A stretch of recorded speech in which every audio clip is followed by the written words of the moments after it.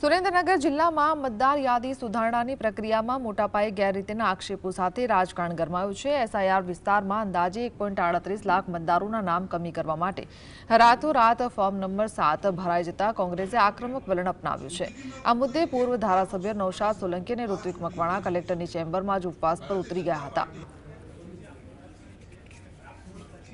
કોંગ્રેસનો આરોપ છે કે બહારના જિલ્લાના લોકો દ્વારા ઓનલાઈન ફોર્મ ભરીને સ્થાનિક મતદારોના નામ કાપવાનું આયોજનબદ્ધ કાવતરું ઘડાયું છે, જે કોંગ્રેસના અસ્તિત્વને ભૂંસવાનો પ્રયાસ છે। આગામી 2 ફેબ્રુઆરીએ કોંગ્રેસ નેતાઓએ સુરેન્દ્રનગર બંધનું એલાન આપ્યું છે। 22,000 એવરેજ એક વિધાનસભાની અંદર 22,000 આવી 7 નંબરના ફોર્મ ભરાણા છે। વઢવાણ વિધાનસભાની અંદર 45,000 ફોર્મ ભરાણા છે ખાલી મતદાર, અને બધા જ મોટા ભાગના 90% દલિત અને મુસ્લિમોના ફોર્મ ભરાણા છે।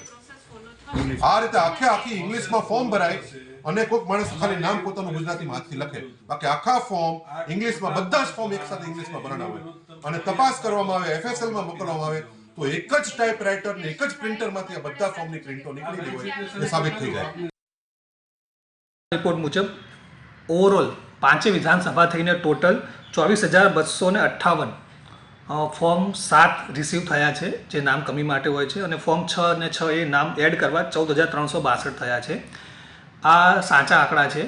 કદાચ ખોટી અફવાઓ એવી ફેલાવવામાં આવી રહી છે કે એક વિધાનસભાના 20,000થી વધુ ફોર્મ મળેલા છે, પણ એ હકીકત નથી।